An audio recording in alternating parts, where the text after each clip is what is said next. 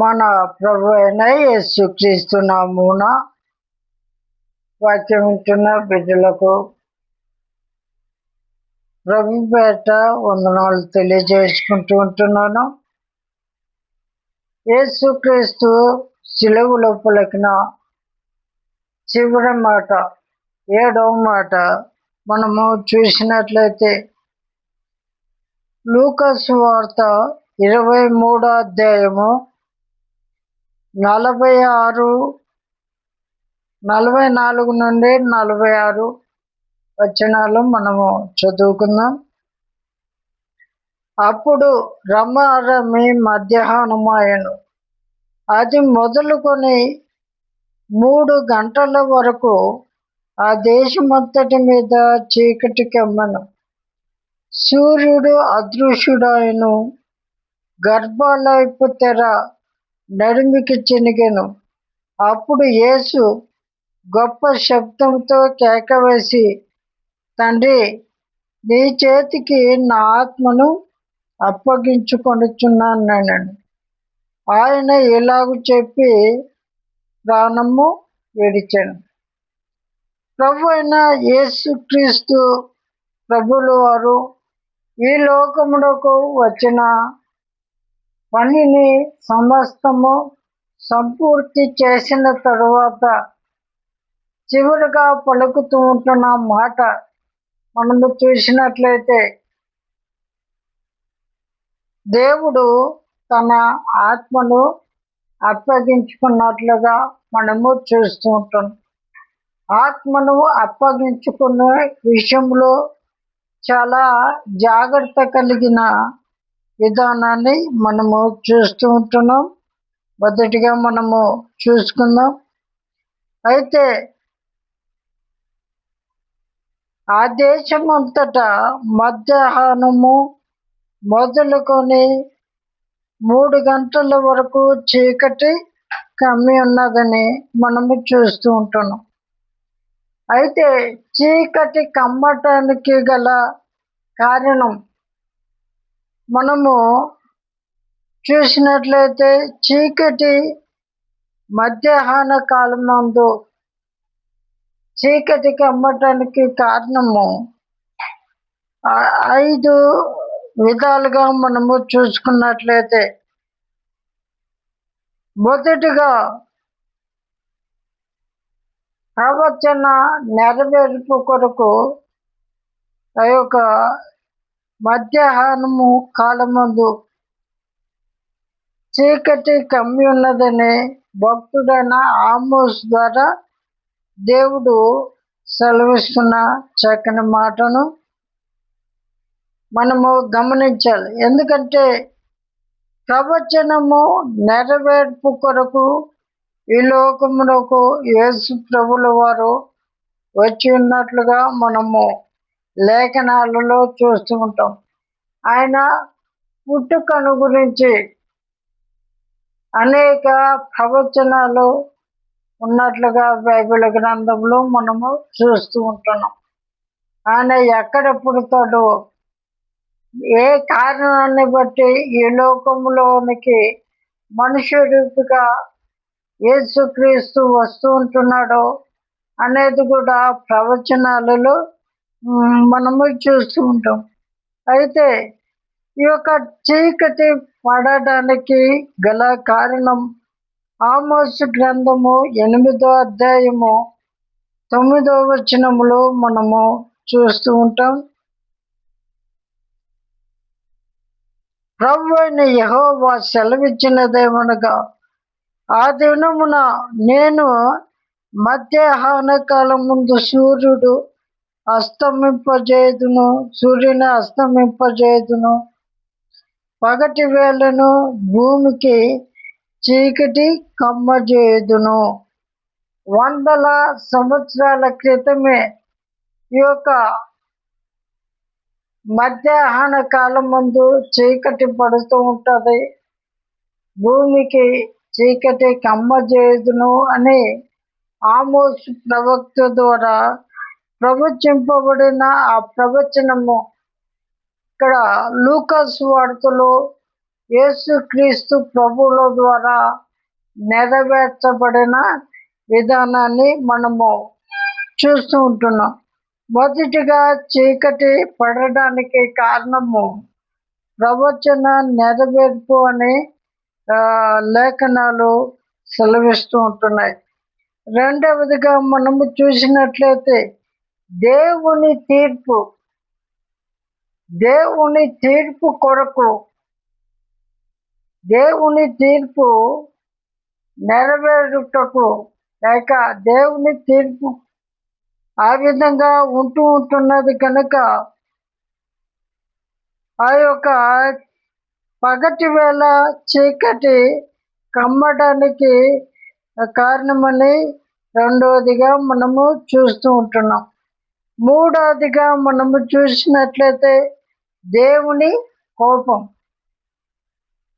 ఈ లోకములో పగటి వేళ చీకటి కమ్మటానికి గల కారణము మూడవదిగా మనము చూసినట్లయితే దేవుని కోపము అని చెబుతూ ఉంటారు. హల్లెలూయా.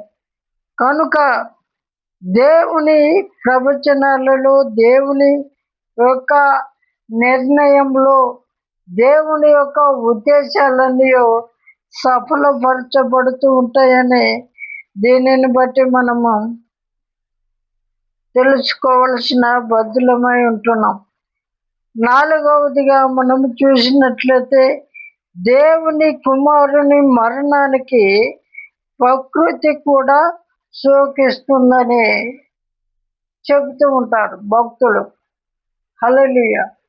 దేవుడు ఏ పాపము లేనివాడిగా, నిష్కలంకుడిగా ఈ లోకంలో మనుష్య కుమారునిగా ఉంటూ దైవత్వము కలిగిన ఈ యొక్క మనుష్య కుమారునిగా ఈ లోకంలో ఉంటున్న యేసుక్రీస్తు వారు దైవత్వాన్ని తన స్వప్రయోజనము కొరకు, తన సొంత కార్యాల కొరకు ఏమాత్రము వినియోగించుకోకుండా మనుష్యుడిగానే ఉండి శ్రమలు అనుభవించి, శోధన అనుభవించి, లోక పాపమును తీసివేయటానికి తన పరిశుద్ధ రక్తాన్ని చిందించిన విధానాన్ని బట్టి దేవుడు ఉదయం మొదలుకొని ఇప్పటి వరకు ఎన్ని శ్రమలు అనుభవించి ఉన్నాడు. ఏ పాపము లేనివాడిగా ఉండి తన బిడ్డల కొరకు ఎన్ని శ్రమలు అనుభవించాడు, ఎన్ని శోధనలు అనుభవించాడు, ఎంత వేదన సహించాడు, తండ్రికి ఎంత విధేయత చూపించున్నాడు. తండ్రి ఇచ్చిన పనులలో దేనిని విడిచిపెట్టకుండా సమాప్తము చేసి మరి నిష్కలంకుడు అంత ఘోరముగా శిలువలో మరణించుట చూచి ప్రకృతి కూడా సహించలేని విధంగా మారి ఉన్నదని, లేక శోకిస్తూ ఉంటున్నదని దానికి గల కారణమే ఆ యొక్క పగటి వేళ చీకటి పడటానికి ఒక కారణమని భక్తులు చెబుతూ ఉంటారు. అయితే చివరిగా ఐదవదిగా మనము చూసినట్లయితే దేవుని నగ్నాన్ని కప్పిపుచ్చడానికని కూడా చెబుతూ ఉంటారు. ఎందుకంటే యేసు ప్రభుల వారిని సిలువ వేసినప్పుడు వస్త్రాలన్నీ తీసి మరి వస్త్రాల కోసము చీట్లు వేసుకున్నట్లుగా మనము చూస్తూ ఉంటాం. మరి ఆ యొక్క నగ్నాన్ని కప్పివేయటానికి కూడా చీకటి పడింది అనే ఒక చీకటి పడటానికి ఒక కారణమని కూడా భక్తులు చెబుతూ ఉంటారు. కాబట్టి ప్రకృతి అంతా శోకిస్తూ ఉంటున్నప్పుడు నీ కొరకు నా కొరకు ప్రాణము పెట్టిన దేవుని యొక్క మరణానికి విలువ లేకుండా మనం ప్రవర్తిస్తూ ఉంటున్నామా? మన పాపిష్టి జీవితాన్ని విడిచి ఆయన మరణానికి ఒక విలువ ఉన్నది, ఆయన రక్తం చిందించడానికి ఒక ఫలితం ఉన్నది అని చెప్పడానికి మనము పరిశుద్ధులముగా దేవుని త్యాగానికి ప్రతిఫలముగా మనము పరిశుద్ధముగా జీవిస్తూ ఉంటున్నామా అనేది ఒకసారి మనలను మనము పరీక్షించుకోవలసిన బాధ్యత ఎంతగానో ఉన్నదని చూస్తూ ఉంటున్నాం. మరొక ఆత్మీయ అర్థాన్ని మనము చూసినట్లయితే ఆదికాండము 37వ అధ్యాయము ఆదికాండము 37వ అధ్యాయము 9వ వచనంలో మనము చూస్తూ ఉంటాం. అతడు ఇంకొక కలకని తన సహోదరులకు తెలియజేసి, ఇదిగో నేను మరి ఒక కలకంటిని, అందులో సూర్య చంద్రులను 11 నక్షత్రములను నాకు సాష్టాంగ పడినని చెప్పాను. అతడు తన తండ్రితోనూ తన సహోదరులతోనూ అది తెలియజెప్పినప్పుడు అతని తండ్రి అతనితో, నీవు కనిన ఈ కల ఏమిటి? నేను నీ తల్లియు నీ సహోదరులను నిశ్చయముగా వచ్చి నీకు సాష్టాంగ పడుదుమా అని అతన్ని గద్దించాడు. హల్లెలూయా. ఇక్కడ యోసేపు గారు కనిన కళను బట్టి మరి యాకోబు కోప్పడుతూ ఉంటున్నాడు. నీవే కళ కని ఉన్నావు, పిచ్చి పిచ్చి కళలు కంటున్నావేంది? ఆ కళ యొక్క అర్థం ఏంటి? నేను నీ తల్లి నీ సహోదరులు వచ్చి నీకు సాగిల పడతామా ఏంటి? ఇటువంటి కళలేంటి అన్నట్లుగా యోసేపును గద్దించిన విధానాన్ని మనము చదువుకున్న లేఖన భావాల్లో మనము గ్రహించగలం. అయితే అక్కడ ఆత్మీయ అర్థాన్ని యాకోబు భక్తుడు తెలియజేస్తూ ఉంటున్నాడు. సూర్యుడు చంద్రుడు అంటే సూర్యుడు తండ్రికి సాదృశ్యముగా ఉన్నాడని, చంద్రుడు తల్లికి సాదృశ్యముగా ఉన్నదని,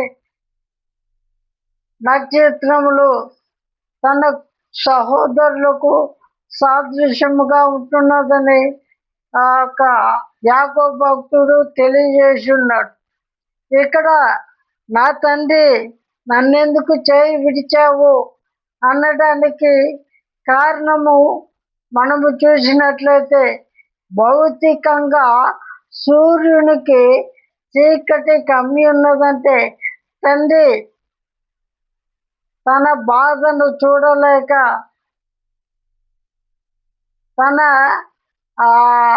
సంపూర్ణముగా ఆ యొక్క పాప భారము అతని మీద పడి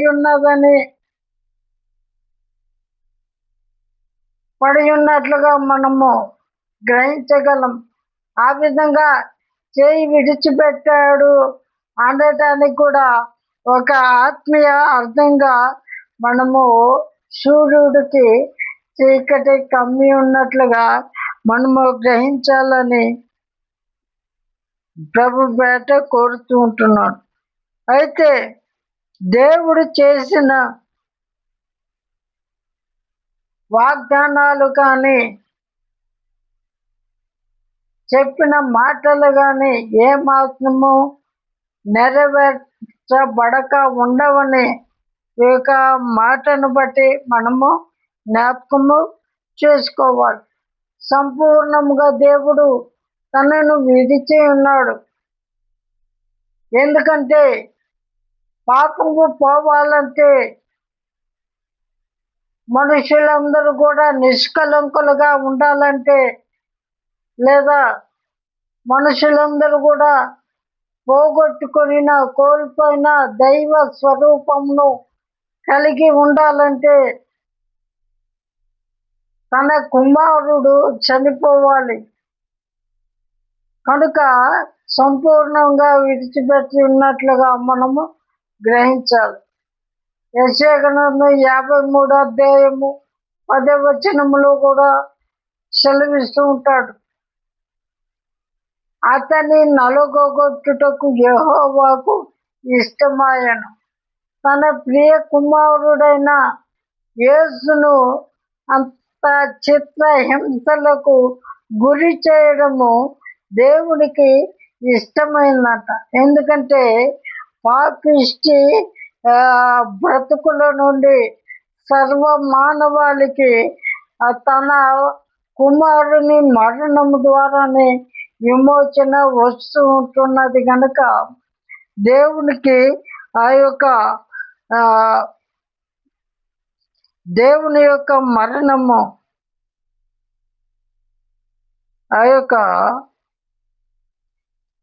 ఇష్టముగా మారి ఉన్నదని యెషయా గ్రంథములో చెప్పబడిన మాటకు మనము అర్థము చేసుకోవాలని ప్రభు పేట కోరుతూ ఉంటున్నాను.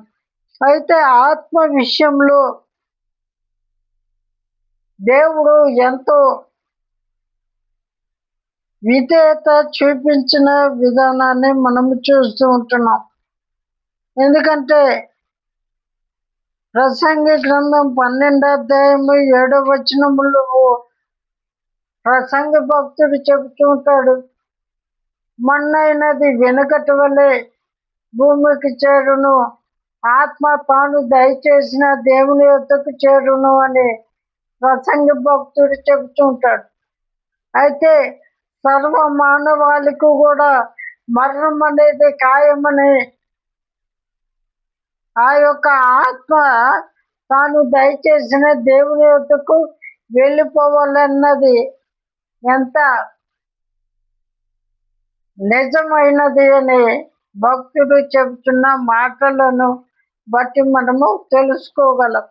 అయితే ఆత్మ దేవుని యొద్దకు మరలా తిరిగి ఎలా చేరుతూ ఉంటున్నది అనే విషయంలో జాగ్రత్త కలిగి ఉండాలి.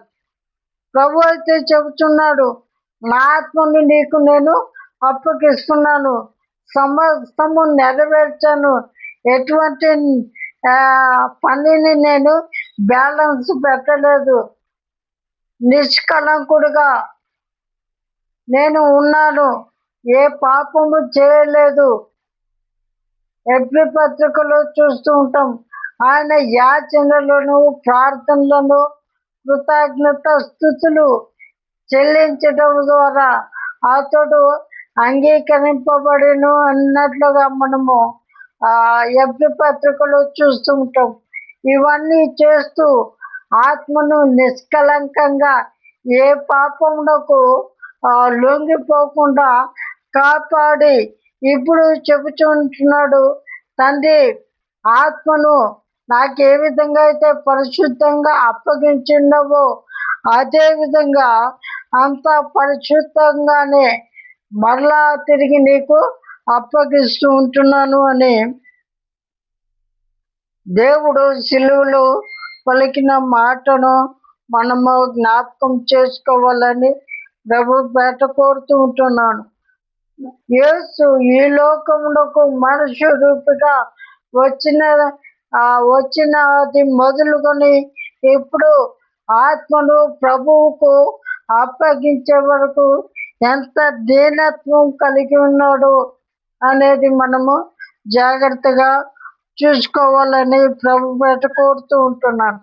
ఇక్కడ మత్తయి సువార్త 5వ అధ్యాయంలో తన సేవ ప్రారంభంలోనే తన శిష్యులతో దేవుడు చెబుతున్న చక్కని మాటలను మనము చూస్తూ ఉంటాం. సరే, 5వ అధ్యాయం మత్తయి సువార్తలో మనం 3వ వచనములో చూస్తూ ఉంటాం, తన సేవ ప్రారంభంలోనే ఆత్మ విషయంలో యేసుక్రీస్తు ప్రభులు వారు చెబుతున్న మాట, ఆత్మ విషయమై దీనులైన వారు ధన్యులు, పరలోక రాజ్యము వారిదే. ఆత్మ విషయంలో ఎంత దీనత్వం కలిగి, ఎంత తగ్గింపు కలిగి పరిశుద్ధముగా తిరిగి దేవుడు ఆత్మను తన తండ్రికి అప్పగించి ఉన్నాడు అనే దాని విషయంలో మనము జాగ్రత్తగా చూసుకున్నట్లయితే ఎంత దీనుడుగా ఉన్నాడంటే, మరి యేసు ప్రభు ఈ లోకానికి రావడంలో కూడా తన తగ్గింపును చూపించిన విధానాన్ని మనము ఎంతైనా గ్రహించవలసిన బదులముగా ఉంటున్నాం. ఈ లోకంలో ఉంటున్న ఏ నరుడికి లేని అవకాశము యేసుక్రీస్తు ప్రభులు వారు నరరూపిగా ఈ లోకమునకు రావడానికి ఒక ప్రత్యేక అర్థమయ్యే రీతిలో చెప్పుకోవాలంటే, తాను ఎక్కడ పుట్టాలో, ఎటువంటి కుటుంబంలో పుట్టాలో, ఎటువంటి పరిస్థితుల్లో పుట్టాలో, ఎటువంటి స్థలమందు పుట్టాలో అనే నిర్ణయం తీసుకునే అవకాశము యేసు ప్రభువుల వారికి ఉన్నది. ఆయనను మనము చూసినట్లయితే యేసు ప్రభువుల వారు దీనులను ఎంచుకున్నట్లుగా మనము చూస్తూ ఉంటున్నాం. మనమైతే ప్రత్యేకముగా నేనైతే ఏదో ఒక గొప్ప కుటుంబంలో పుట్టాలని అనుకునేవాడు. చాలా మంది కూడా అనుకుంటూ ఉంటారు, నేను అటువంటి గొప్ప ఇళ్లలో పుట్టితే మంచి ఉండేది, లేక ఆ హీరో కుటుంబంలో పుట్టింటే బాగుండేది అనుకునే వాళ్ళు కూడా ఉంటూ ఉంటారు. చాలామంది నేను ఈ భారతదేశంలో కాకుండా అమెరికాలో పుట్టినట్లయితే, లేక ఆస్ట్రేలియాలో పుట్టినట్లయితే, మరొక దేశంలో పుట్టితే బాగుండేది, ఇక్కడ ఇంత ఏదైనా అనుభవించాలి అని అనుకునేవారు కూడా ఉంటూ ఉంటారు. అయితే మనము పరిస్థితుల విషయంలో చూసినట్లయితే భారతదేశంలో అన్ని కాలాలు మరి సంపూర్ణముగా ఏ కాలమునకు కావలసిన వసతులు ఆ కాలంలో వస్తూ ఉంటాయి. కొన్ని దేశాల్లో అయితే ఎండ విపరీతంగా ఉంటుంది, కొన్ని దేశాల్లో ఎటువంటి చలి ఎక్కువగా ఉంటుంది, సూర్యుడు లేని పరిస్థితులు ఉంటూ ఉంటాయి. ఇటువంటి పరిస్థితులు మన ఇండియాలో లేవు. అన్ని సమానముగా ఉంటున్నట్లుగా మనం చూస్తూ ఉంటున్నాం. అయితే ఈ యొక్క మాటను బట్టి మనం చూస్తే అటువంటి ఎన్నిక చేసుకునే అవకాశం ఉన్నను దేవుడు ఎటువంటి కుటుంబాన్ని ఎన్నిక చేసుకున్నాడు? ఒక భేద కుటుంబాన్ని, వడ్రంగి కుటుంబాన్ని, మరి పాప పరిహారార్థ బలిగా అర్పించడానికి కూడా వసతులు లేని ఆ యొక్క దీన కుటుంబాన్ని ఎంచుకున్నట్లుగా మనము చూస్తూ ఉంటాం. తను నజరేతులో పుట్టినప్పుడు తాను జన్మించడానికి ఒక స్థలము కూడా దొరకలేనంత దీనత్వాన్ని ఆత్మ విషయంలో దేవుడు చూపించినట్లుగా మనం చూస్తూ ఉంటున్నాం. ఏదో గొప్ప ఇంటిలో పుట్టి గొప్ప గొప్ప ఉయ్యాల తొట్లు అని ఉంటాయి కదా, అటువంటి స్థితిలో ఉండడానికి అవకాశము ఎన్నిక చేసుకునే స్థితి ఉండి కూడా మరి ఎంత దీనత్వం చూపించాడంటే, యేసు ప్రభులు వారు పుట్టినప్పుడు యేసును పశువుల తొట్టిలో పరుండబెట్టి ఉన్నట్లుగా మనము చూస్తూ ఉంటున్నాం. అంత మాత్రమే కాకుండా మనము చూసినట్లయితే కొరింథీ పత్రికలో 2వ కొరింథీ పత్రిక 8వ అధ్యాయము 9వ వచనములో కూడా మనము చూస్తూ ఉంటాం. 2వ కొరింథీ పత్రిక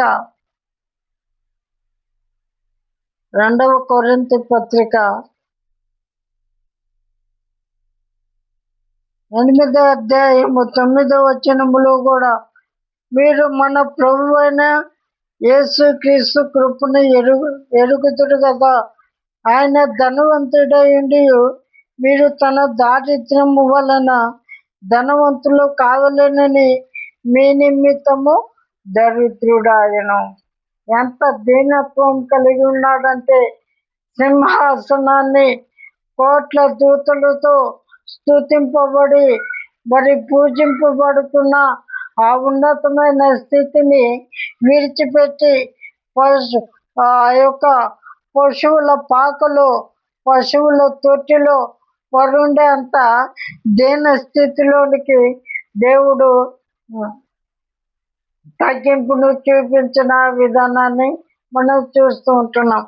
అంత మాత్రమే కాకుండా ఆయన ధనవంతుడై అనేకుల చేత పొగడబడుతున్న స్థితిలో ఉండి కూడా నిన్ను నన్ను తన స్వరూపంలోనికి తండ్రి స్వరూపంలోనికి మార్చడానికి పరలోక ధనములో నిన్ను నన్ను వారసులుగా చేయటానికి ధనవంతులుగా చేయటానికి దేవుడు దరిద్రుడుగా ఈ లోకమునకు వచ్చి ఉన్నాడని లేఖనాలు సెలవిస్తూ ఉంటున్నాయి. అటువంటి దీనత్వాన్ని ఆత్మీయ జీవితంలో యేసుక్రీస్తు ప్రభుల వారు చూపించినట్లుగా మనము చూస్తూ ఉంటున్నాం. అందుకే దేవుడు శిష్యులతో చెబుతూ ఉంటున్నాడు, ఆత్మ విషయమై దీనులైన వారు ధన్యులు, పరలోక రాజ్యము వారిది. మనము పరలోకములో ఉండాలంటే ఈ లోకములో ఉంటున్నంత కాలము మన ఆత్మ విషయములో చాలా దీనత్వము తగ్గింపు కలిగి ఉండాలని యేసు ప్రభువుల వారు చేసి చూపించి ఉన్నట్లుగా మనము గ్రహించవలసిన బతులమై ఉంటున్నామని ప్రభు పేట కోరుతూ ఉంటున్నాను. మరొక విషయాన్ని మనము చూసినట్లయితే లూకాసు వార్త 9వ అధ్యాయము 58వ వచనంలో కూడా దేవుడు ఎంత దీనత్వము కలిగి ఉన్నాడు అనే దాన్ని మనము లేఖనాలలో పరిశీలన చేసి చూద్దాం. అటువంటి దీనత్వమును నీవు నేను కూడా కలిగి జీవించాలని ప్రభుపేట కోరుతూ ఉంటున్నాను. 58వ వచనములో అందుకు యేసు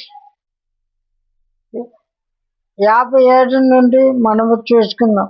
వారు మార్గమున వెళ్ళుచుండగా ఒకడు, నీవెక్కడికి వెళ్ళినను నీ వెంట వచ్చేదనని ఆయనతో చెప్పును. అందుకు యేసు, నక్కలకు బొరియలను ఆకాశ పక్షులకు నివాసములను కలవు గాని మనుష్య కుమారునికి తల వాల్చుకొనుటకైనను స్థలము లేదని అతనితో చెప్పాను. మరి యేసు ప్రభులు వారిని వెంబడించడానికి నేను నీతో కూడా వస్తానని అడిగిన యవనస్తుడితో యేసు ప్రభులు వారు చెబుతూ ఉంటున్నారు, నక్కలకు బొరియలున్నాయి, ఆకాశ పక్షులకు గూళ్ళున్నాయి, కానీ మనుష్య కుమారునికి తల వాల్చుకోవటానికైనా ఆ స్థలము లేదని చెబుతూ ఉంటున్నాడు. అంటే ఎంత తగ్గింపును చూపించాడంటే కుక్కలకు పక్షులకు ఉన్న ఆ యొక్క పరిస్థితి కంటే ఎంతో దీనత్వము కలిగిన వాడుగా, స్థలము లేనివాడుగా జన్మించడానికని, తను పరుండి ఉండటానికని ఆ స్థలము లేనంత ఆ దీన స్థితిలోనికి ఈ లోకములకు ప్రభు వచ్చి ఉన్నాడని మనము తెలుసుకోవాలి. అంత మాత్రమే కాకుండా ఈ లోకములో వ్యర్థమైన వాటి మీద మనసును చుట్టున్న మనము వ్యర్థమైన వాటి కొరకు దేవుని సన్నిధిని విడిచిపెడుతున్న మనము, ప్రార్థనలు మానేస్తున్న మనము, ఈ యొక్క దేన స్థితిని యేసు ప్రభులో మనము చూసి మనము వాటిని చేయవలసిన బద్దులముగా ఉంటున్నాం. అందుకే 11వ అధ్యాయము మత్తయి సువార్తలో 29వ వచనం, 28, 29 వచనాల్లో మనము చూస్తూ ఉంటాం. ప్రయాసపడి భారం మోసుకుంటున్న సమస్త జనులారా నా ఎదుకు రండి, నేను మీకు విశ్రాంతిని కలిగిస్తాను.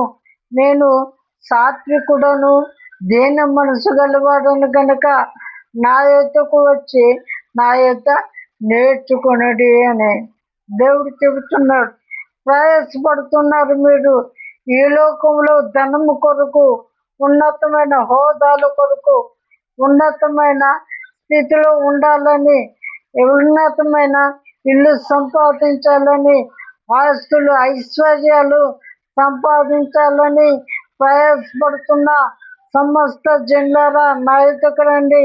ఇవన్నీ శాశ్వతమైనవి కాదు, ఇవన్నీ స్వల్పకాల భోగములు. ఇవి మిమ్మల్ని విడిచిపోతూ ఉంటాయి, ఇవి మీతో అంతము వరకు రావు. కాబట్టి నా ఎదుకు రండి, నా యొద్ద నేర్చుకోండి, నా యొద్ద సాత్వికము నేర్చుకోండి. ఏ విధంగా ఉండాలో నేర్చుకోండి. నా యొద్ద నేర్చుకున్నట్లయితే, నా యొద్ద నేర్చుకున్నవన్నీ మీ మరణంలో కూడా మీతో కూడా వస్తూ ఉంటాయి అని దేవుడు సెలవిస్తూ ఉంటున్నా. కనుక మోషే చెప్పిన విధంగా అల్పకాల సుఖభోగములు అనుభవించటము కంటే నా దేవుని ప్రజలతో శ్రమ అనుభవించుట, నా దేవుని రాజ్యంలో ఉండుటకు శోధనలు, అపజయాలు, మరి ఈ లోక శ్రమలు అనుభవించుట నాకు మేలని మనము కూడా ప్రభువుకు మనము సంపూర్ణముగా సమర్పించుకొని ఆయన కృపలో ఎదగాలని ప్రభు పేట కోరుకుంటూ ఈ యొక్క 7వ మాటను కూడా మనందరి జీవితాల్లో దేవుడు నెరవేర్చి ఆత్మ విషయంలో ఈ యేసు ప్రభువుల వారు ఎంత దీనత్వం కలిగి ఉన్నారు, అటువంటి దీనత్వాన్ని దేవుడు మనందరికీ దయచేయను గాక. ఆమేన్, ఆమేన్, ఆమేన్.